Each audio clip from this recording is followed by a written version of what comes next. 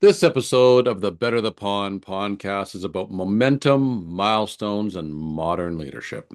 I had a great conversation with Jason Bells, the soon-to-be president and CEO of Store Assure in Sacramento, California. Our conversation was all about why communication, like honking in a V formation, makes or breaks a team.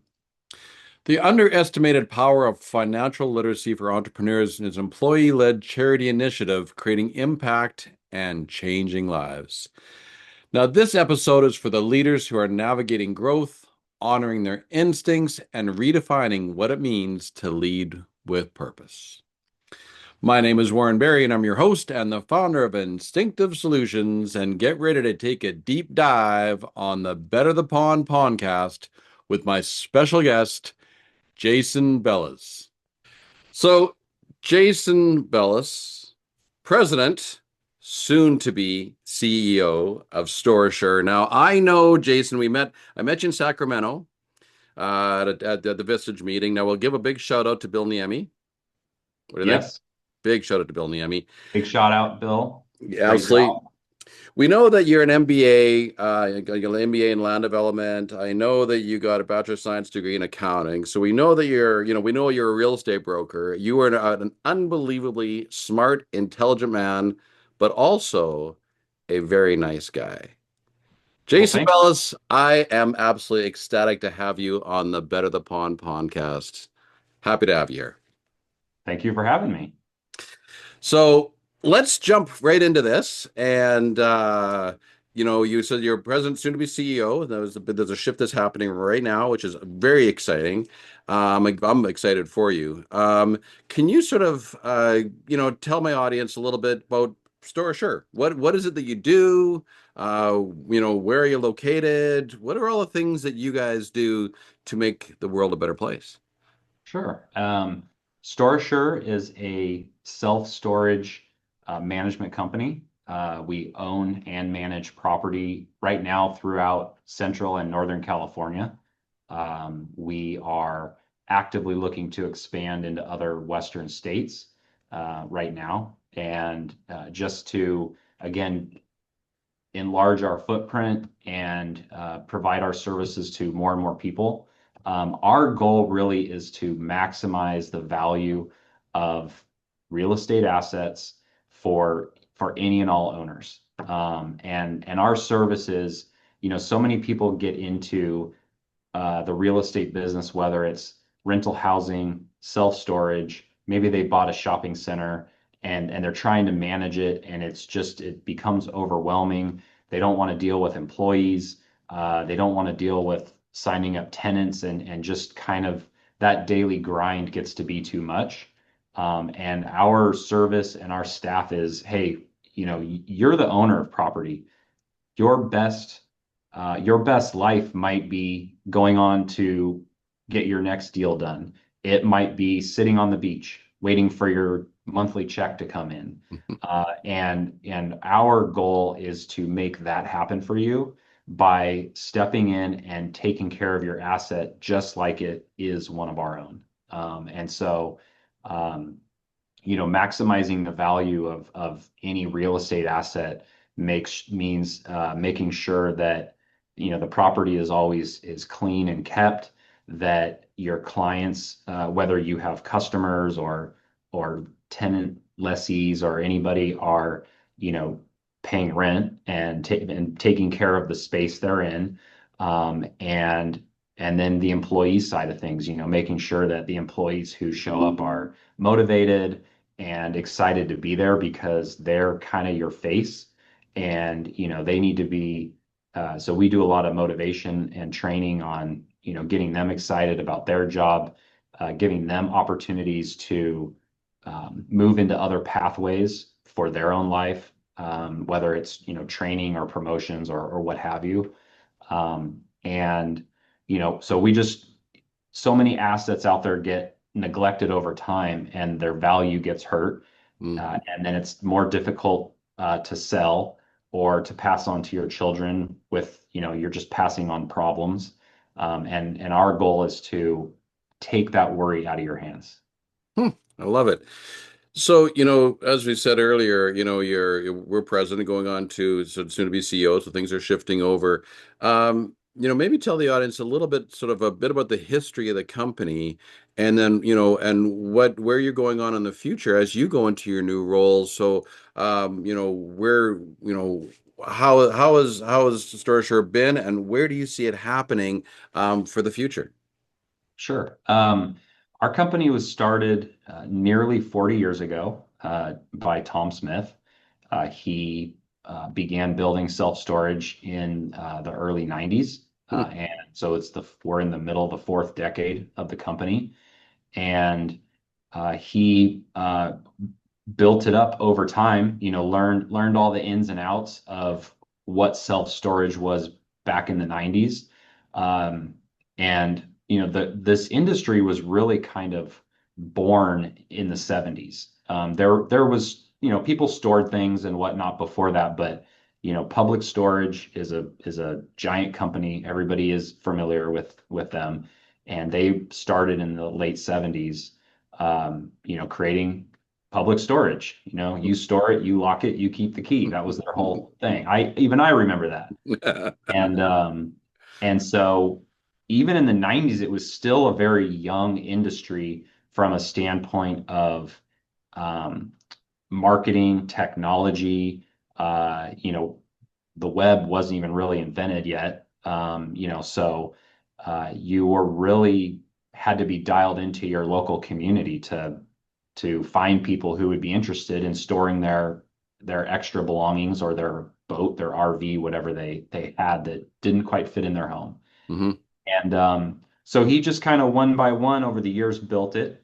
Ryan, his son, joined him kind of as a teenager. That was like his summer job, and Ryan went on and got a engineering degree and a general contracting degree at school in college, and they kind of just teamed up. It was son and dad, and they were slowly building this company, upwards of roughly 2 million square feet of storage, built and under management.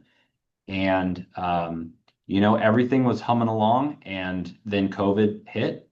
And unfortunately, Ryan's dad passed away. It Oh. wasn't it wasn't because of COVID, but it was during that time. Hmm. And so everything was just kind of left to Ryan to figure out. And that was obviously a very difficult time for him and his family. And I was kind of in my own transition, looking for something new. And we gave our shout out to Bill Nemi at the beginning here. Bill is somebody that I've known for close to 25 years. He hired me in home building a long, long time ago. And so I actually worked for him for a number of years. And we had stayed connected. And he knew Ryan Smith and Tom Smith. And he said, "Hey, these guys really could use some help. Would you be interested in talking to Ryan?" And so that's where the connection came to this business. Hmm. I've been in real estate for close to 25 years in home building, some retail, some office buildings. During the recession, I flipped several hundred homes here in our area. And so I've been involved in a lot of different kinds of real estate, but hadn't really done anything with storage before. So I took on the challenge. I was excited for it. Ryan and I mesh really well. We think very similarly about business in general and how to approach, just all the different phases that exist in real estate. And um, so coming in here, you know, Ryan was doing his best, but this company was a mess. There was, accounting was a disaster. Operations was sort of getting by. And so, really, what has happened over the last 5 years and then going into the future is this transformation of building better back office systems that work seamlessly, providing training to employees so that the job is consistent regardless of the location.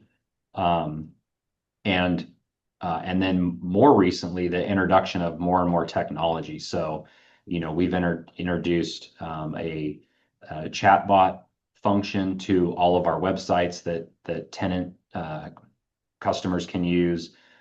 We've gone into revenue management software. Um, we use electronic leases. People can sign up literally online and get their space. They can get their code to get in onto the property and just make that customer experience um, what it should be in 2025. We're not a leader in like a public storage or an extra space in terms of the movement towards AI and just more and more technology, but we're not that far behind them. Hmm. And what we've noticed over the last few years, and I think it's going to continue into the future, is a lot of the clients that we bring on, they don't have any tech at all, and they're kind of just stuck in their market. They don't know what to do. They're starting to fall behind, and we can reposition their property in and really maximize it by utilizing all these tools. And that's where we bring a lot of value to those clients and give them the ability to step away and not have to be involved in that day-to-day management, which can be difficult. So what I heard from you from that, from that piece is that, so, you've got this really long history, and a great foundation of the company. And there was some, so obviously some blips along the way. So as the baton gets handed to you, you've got this great foundation of who you are and the customer service and what you provide for people. And now you're going to take it and actually up it to the next level. So, there's not a big change. It's just going to be constant growth and betterment from what already existed. That's kind of what I heard from you. Absolutely. And Ryan and I have had the same vision over the last several years on these areas. And so, since we have combined forces and combined our brains in this space, I just see a seamless transition, going forward, where, we're just going to get better and better and better, and we will always have, you know, Ryan as an experienced advisor and knowledgeable person in this industry to just add extra fuel to our growing knowledge and talent here on this team. So basically, at the end of the day, your clients, your customers will just get better and better service and better value. Absolutely. The clients that we still have today that maybe joined in the teens or 2021, 2, 3, the service they're getting today is better than what they got when they signed up. And when they signed up, it was better than what they were doing before. So it just constant improvement. There you go. See, not only did I said you're a smart guy, but you're a nice guy as well. It's the combination, right? That's it all comes together. Thank you. Beautiful. Thank you. So now that we know all about, Store Sure and what you guys do, so let's get personal. Sure. And Jason, I want to hear your story. So what got you from being a Gosling? Now I want to be really clear about this. Being a Gosling, where were you hatched? Where did you start life? Right? So where were you hatched as a Gosling growing up to the time you had to leave the nest? Now leaving the nest is when you went out on your own. So it was one of two things, right? You flew on your own or you were kicked out, right? Figure it out for yourself. There's one of those two things happened, right? And to where you are today. So you gave us a bit of where you are today from how that worked from Ryan and whatnot. But I want to, Jason, I want to hear your backstory. Sure. I was born in Auburn, California. Auburn is a gold rush town, about halfway between San Francisco and Lake Tahoe. Mm, Uh, and that meant, for me, I love sports. So I grew up with sports all around me. I played golf. I skied and snowboarded up in the Sierra Nevadas around Lake Tahoe. I went down to Giants games and San Francisco, Giants, 49ers, mm. Sacramento Kings, basketball, just watched sports, lived it, breathed it, grew up playing baseball, played basketball. And basketball is absolutely my passion. When I became a teenager, uh, I was an umpire for Little League games, and I was a basketball referee again for little kid games. I loved breathing the sports, being around it. And I coached my little brother for a while. So I coached for probably about 5 or 6 years. Um, I coached and led basketball camps at my high school and in the community. I did a couple of years of that when my children came along. So that was, and then I coached my children. So Hmm. just I love being in the gym. I love the squeaky shoes on the court and that sound and just all of it. And so. Um, so I grew up in that town. My family has a long history in that town. Well over 100 years.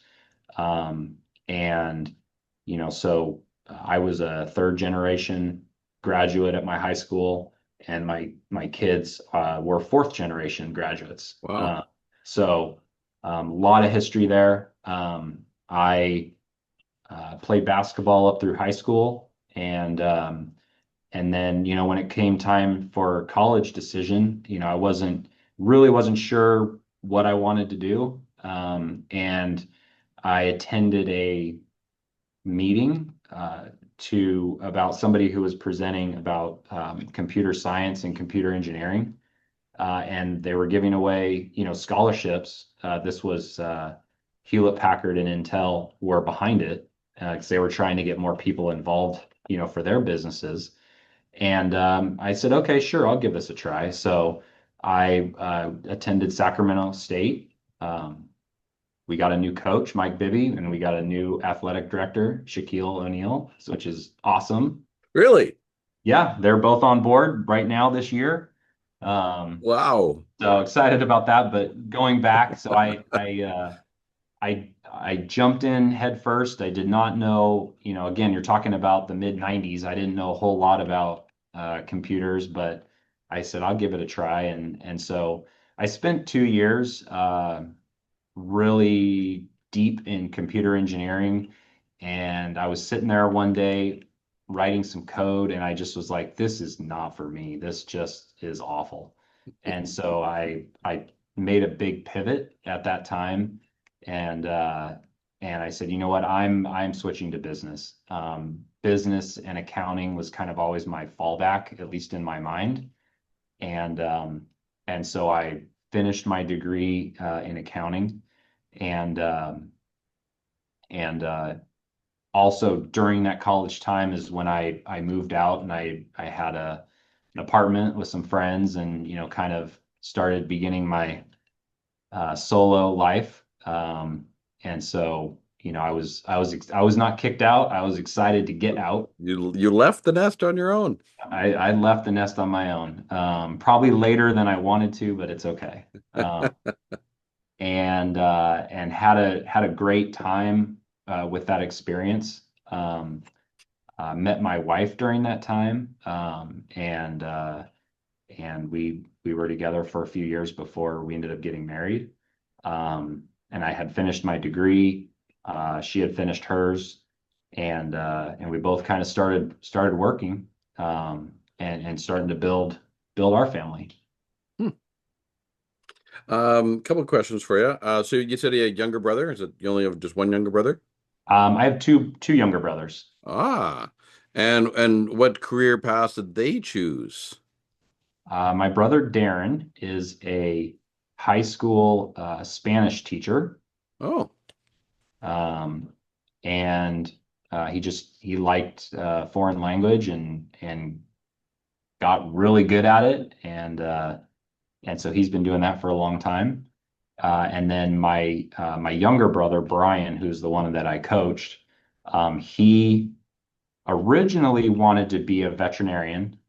He went to UC Davis, which is a big ag and science and medical school here locally.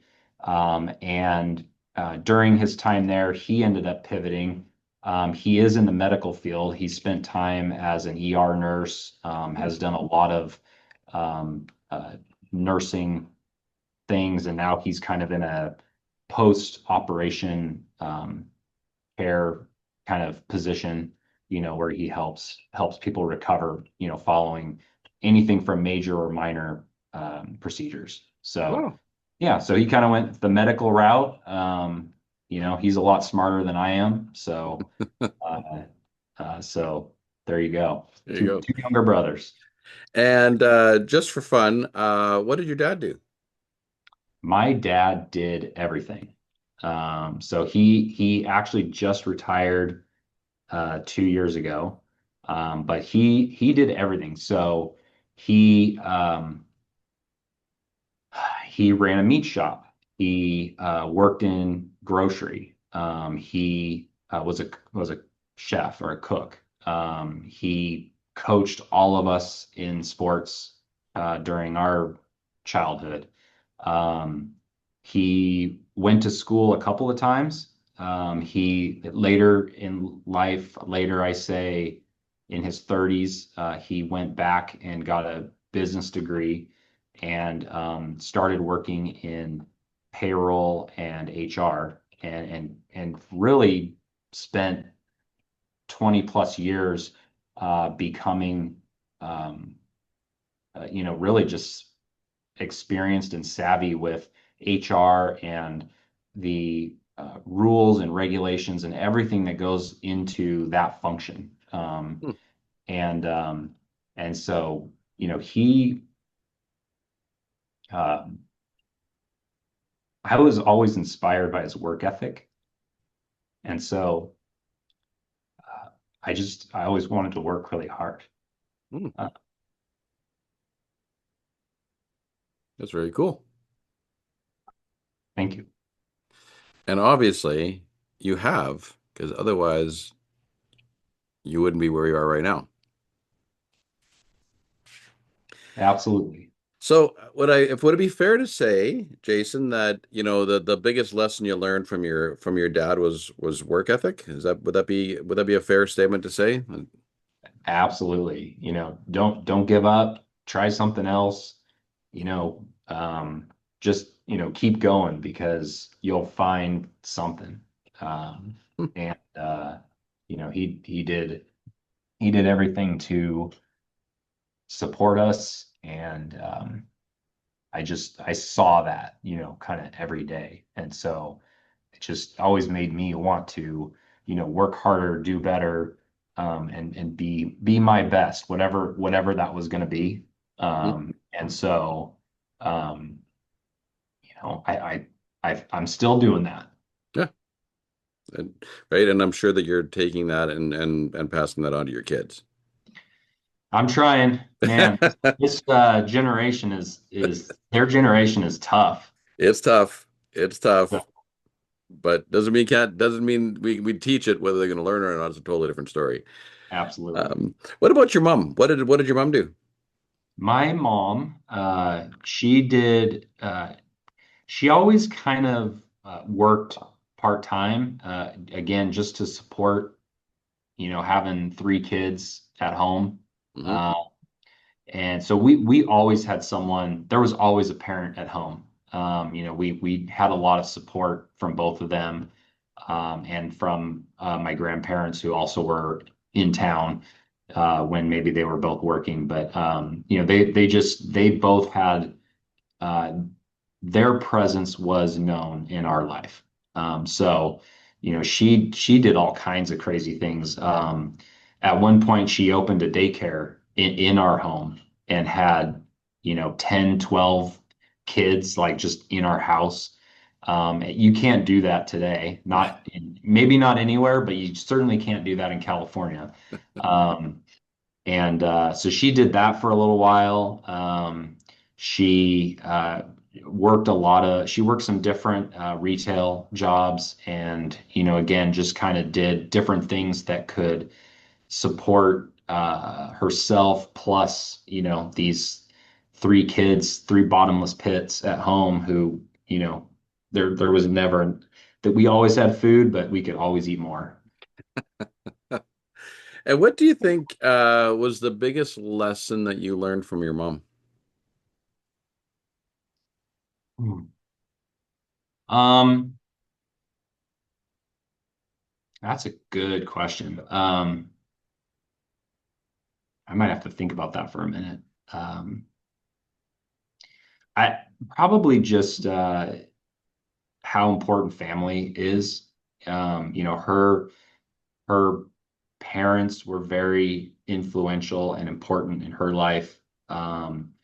She kind of like I said, she always made a point of being around in our lives, and so it was really important to be connected with us, connected with other family, with our cousins, with distant relatives that we might not see all the time. She even to this day still tries to make a point of reaching out to those folks and bringing people together, for a meal or a reunion or something.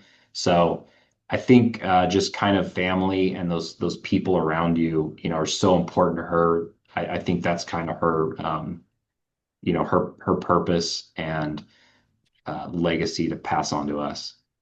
So your mom brought all the people together, and your dad set the rules of how they're supposed to work.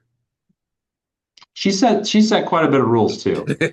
So I was uh, on him in HR, but yeah. um, so get us up to speed. So going back to I said you met your wife, you started your family, right, and then eventually here you are now as soon to be CEO. Is there any little pieces in there that you'd want to sort of share with the audience between those 2 points of family and where you stand right now? I think I would just share, whether you're just starting out and you are thinking about kids or you have little kids or whatever, everybody tells you, oh, it goes by so fast. And I will double down on that and say it goes by so fast. Hmm. And we we really between Rebecca's my wife, between the two of us, we did the same thing with our kids. We were always there for the things that they wanted or needed, and tried to, create a lot of experiences for them. And it goes by really fast. And uh, so enjoy every minute of it. Yeah, fair enough. I concur. My kids are older, and you look back and it's like, what happened? Like, how did we get here? Like, it's Mhm. crazy how it is, right? And like you get warned when you're younger, and yeah, yeah, yeah, and then all of a sudden when you get older, it's like, oh, you know what? They were right. Yeah. Well, I remember, your kids are in diapers or whatever, and you're like, oh my gosh, I cannot wait till they're like just out of diapers, and then they get there, and then you're like, I can't wait till they're like a little bit older and they can take care of themselves a little bit more and they can do these things. And then, oh, the next phase and the next phase. And then you look back and you go, man, I miss some of those old phases because for completely different reasons. But it's just don't wish them older too fast. Yeah, like yeah, stay away from that. I can't wait until they, right? Yeah. Yeah, let it come to you instead of you trying to wait for it to go away. Um, So I'm going to move on now. So here's the question for us. What's the number one greatest thing? Now, this could be a positive thing that's happened to you or a negative thing that's happened to you in your life. But something that's happened to you, the biggest thing that's ruffled your feathers. And how did you respond to it? Um,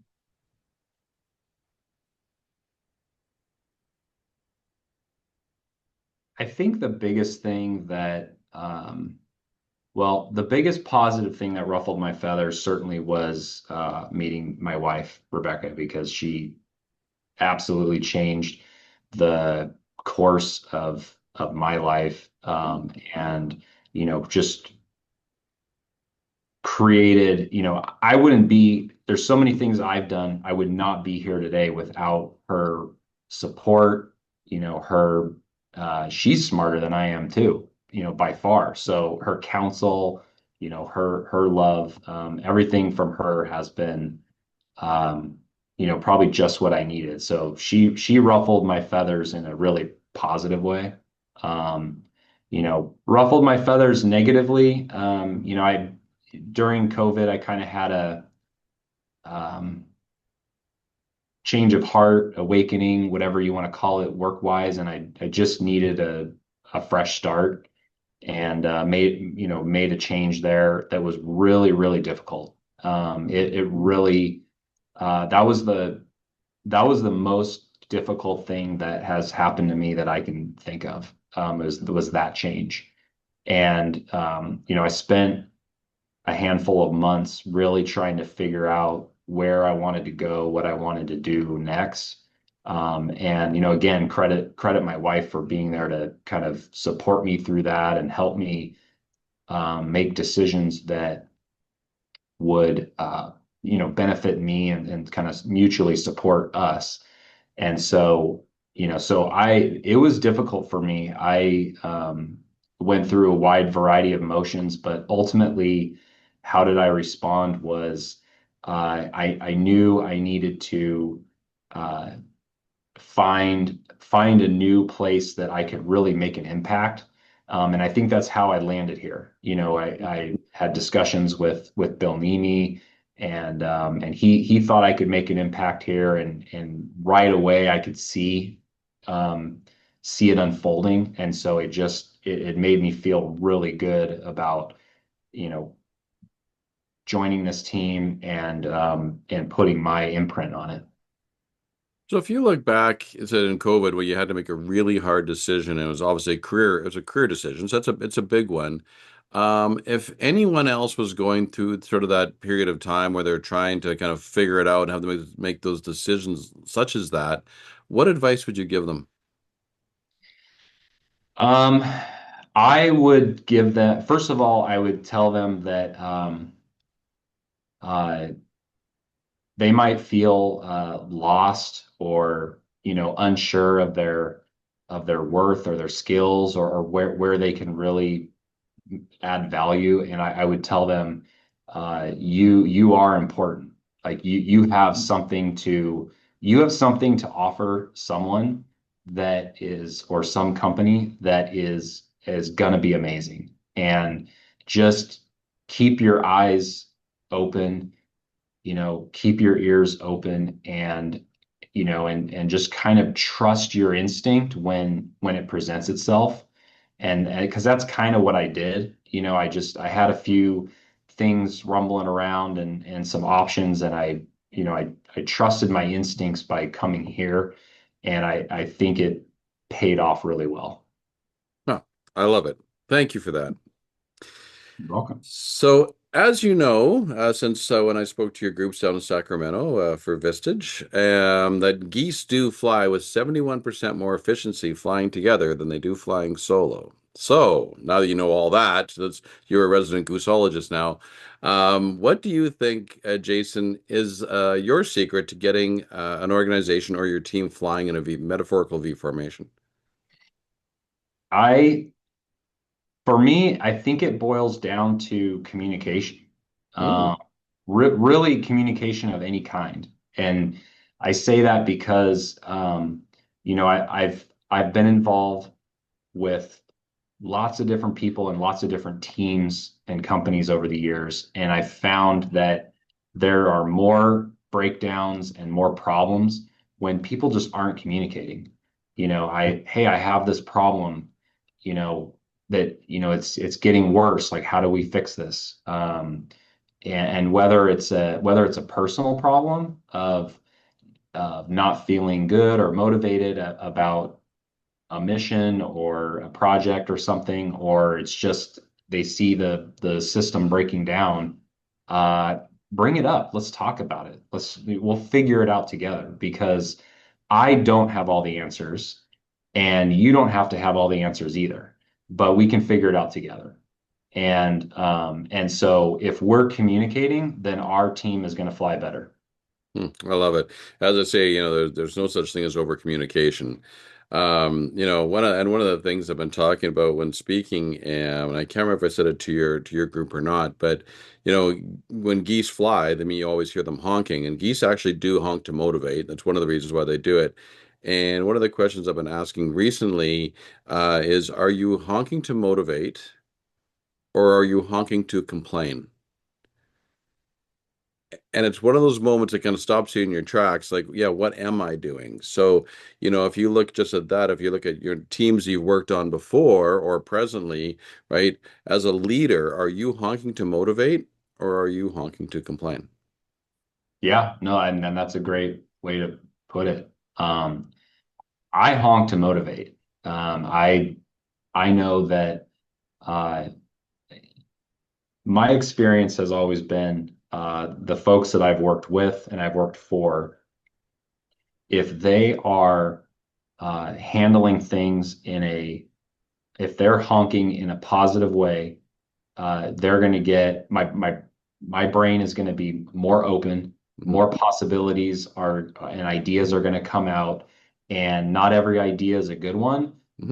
but you will find a great idea when your mind is just open. And if you're honking to complain, people's brains get smaller and smaller and smaller, and pretty soon they're not thinking at all. Hmm. And so I have taken that from, leaders I've dealt with in the past and just said, you know what, that's what I want to be to anyone who I work with or works for me is that same message, yeah, share me what the problem is that you see. I may not even see it, but if you see it, great, bring it up. Let's talk about it. Um, oh, hey, that was a great idea. You're not going to go with every one of their ideas, but as soon as you have one that sounds right, you tell them, yeah, run with that, go do that. Or, hey, that was a great idea. Give them credit where credit is due, Hmm. even if it's small. And you're going to um, keep their minds just a little bit more open to any and all possibilities, and that makes the whole team better. Absolutely. And if you just think about, on the opposite side of that, I talk about, people honking to complain. So when you're talking to your team and you're complaining, what do you think you're going to get back? More Or complaints, complaints, their right? complaints, They're complaining. or they're going to be like, yeah, this is awful. You're right. This is a terrible idea. Why are we doing this? Yeah. Uh, And as they're diving, head first into the ground, right? So yeah. yeah, the power of leadership. Um, So now, if you look what you're doing now, and this could be, personally or professionally. I know that that in the past you guys have won, best storage facility awards and those, things for what you've done in the past. Right now, presently, what are you doing to better the pond? So, Jason Bellis, you or the company, what are you doing to better the pond, making the world a better place? What ripples are you creating out there? Um, so 3 years ago, I started a charity program here at our company. Oh. And the purpose of it was one, I wanted to find a way for us to start giving back just in general. And so, and I thought, okay, you know what? We have these properties that are in all of these cities and communities over the state, and nobody knows their community better than the manager who works there. And so, um, again, because I don't know everything, and I want to learn from others too. Um, the program had a couple purposes. One, I reach out every month to a different facility of ours, and I work with the manager on selecting a charity. And we contact that charity and we meet them. We let them tell us their story, kind of Mm. just like we're doing here. Yeah. And so we meet with them. We take some photos. And we do, we prop them up on social media because uh, maybe somebody in our universe will see them or have some connection and want to donate some time or money as well. And then we donate money. And what I do is at the corporate level, we donate $500 and then we ask the property owner to match that and make it an even 1,000. And so one piece of that is me working with and connecting with our managers and their staff uh, throughout the company, and letting them have a little bit of ownership in how that little project is going to go. Hmm. They might have. I send the same email every month. It might be a charity that they are aware of that is in need. It might be something that's just near and dear to their heart. And let's find something and we'll do it. And so we've been doing that now for about 3 years. And it's been great because there are charities out there that I've never even heard of. Some of them really struggle to raise funds because they don't get money from, a state or some larger organization. And so, every little bit counts to help them with their mission. And, we get to learn about groups that are helping, children or, homeless people or, battered women and children, all kinds of things that are out there. And you're like, wow, I didn't even know you guys existed. Hmm. Uh, and so we started that, and we're trying to make the world a little better place by giving back a little bit. And internally, um, I'm trying to give back in part by giving those opportunities to the managers to be involved in those things, Hmm. as well as with our growth and adding properties regularly, we're always opening new job positions. So, we get some entry level people who might want to be a manager someday or some area manager, or, those future opportunities exist because we continue to grow. And so we have had, one of our key uh, district managers who manages close to 15 properties now. She started out as an assistant manager, and then she became a property manager. And she was doing so well at that, she got promoted to, a district manager with approximately 8 properties, and now she's up to like 15 of them. And Hmm. so, literally just because she's a superstar, and and we were able to create a pathway for her to continue growing and learning. And that is what I want to give back to our entire team, is the opportunity to learn and grow, whether it's within our business or it gets to a point where you're ready to soar somewhere else. Great. I want you to have an amazing life. So let's figure out how and how long you might do that here. Sounds like you've been a coach and helping your players get better your entire life. I kind of have, I started coaching my brother when I was 14 or something. And there's no better feeling to me than going back to basketball. You spend all this time practicing, and those kids get out there and they they just execute something perfectly, or you can see through their eyes that they see what you see, Mm. and it unfolds, and you just you see the light bulb go off in their mind, and it goes off in yours, and it just, for me, it like gives me tingles. And so it's just like, oh, that is amazing. So, um, making that happen here is worth it every day too. Love it. Love it.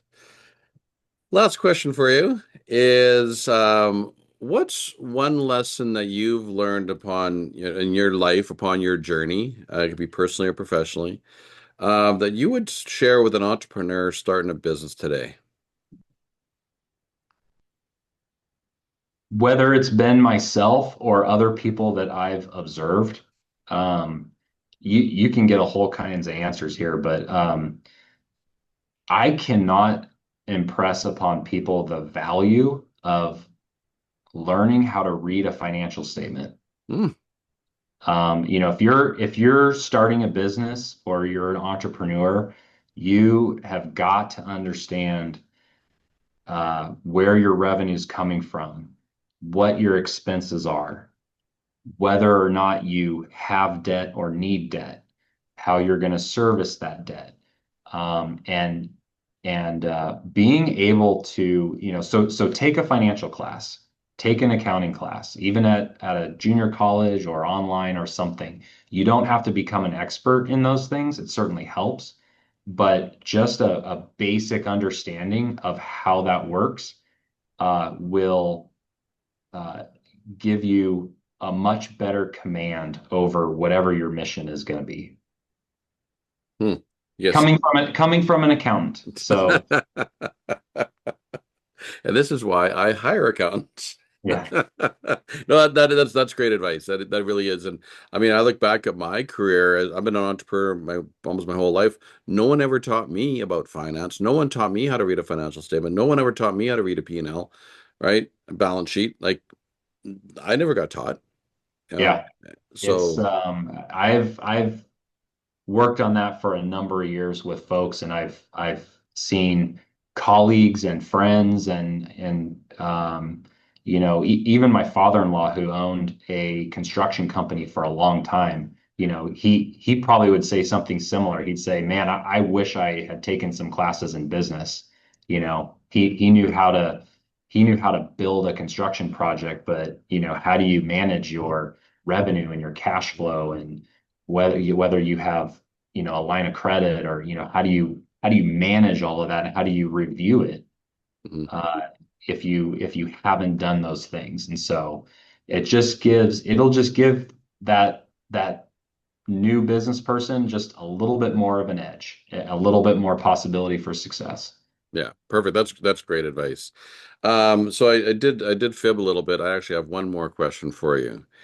And my last question for you, I promise it's the last one, is Jason, if you were standing on the top of a mountain and the whole world was intently listening to you, what would you say? Man, I could talk to you all day. So if you have more questions, fire away. What would I say?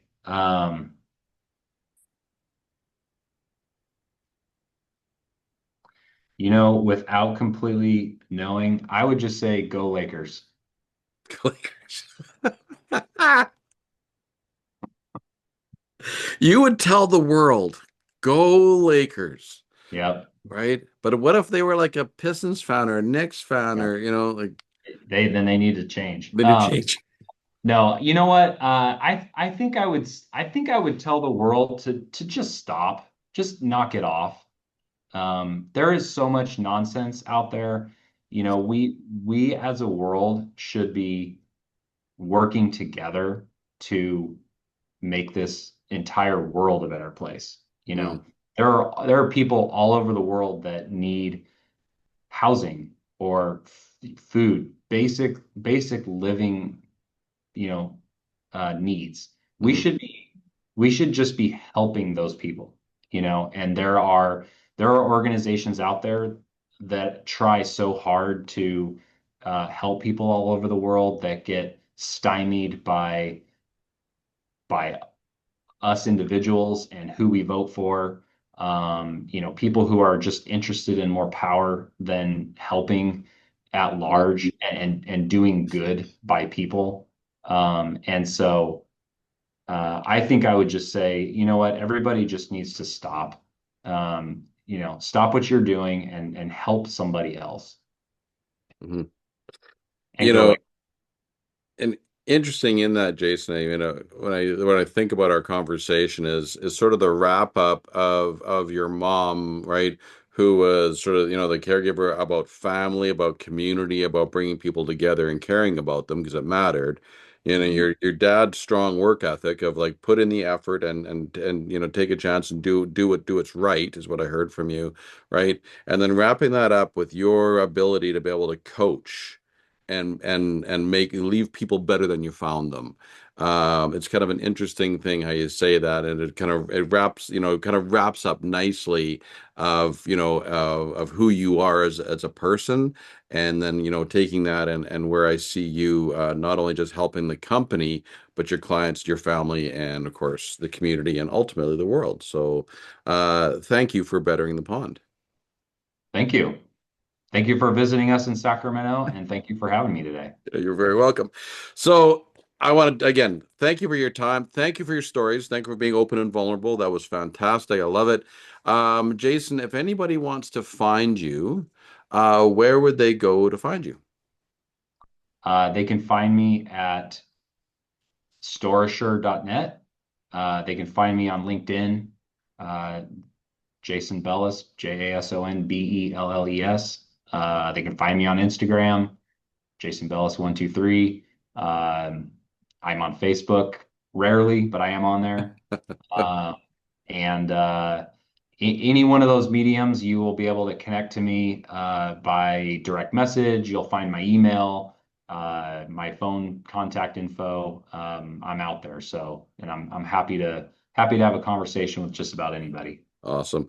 So we'll get all those your social handles and all that information in the show notes so that people can reach you if they want to have a conversation with the Jason Bellis. Pretty The only fortunate, one, the only one, but pretty not fortunate if you not ask likely, me. but the only one. All right. Well, it was great. It was great to meet you in Sacramento. Again, one more big shout out to Bill Nemi for making that happen. Otherwise, we would never be having this conversation. So for him and Vistage. And there you have it, folks. We had a great time with Jason Bellis. And this is Warren Barry, and I'm flocking off to take you beyond the pond to better the pond because we're better together. Thank you so much, Jason. Thank you, Warren. Take care. You too.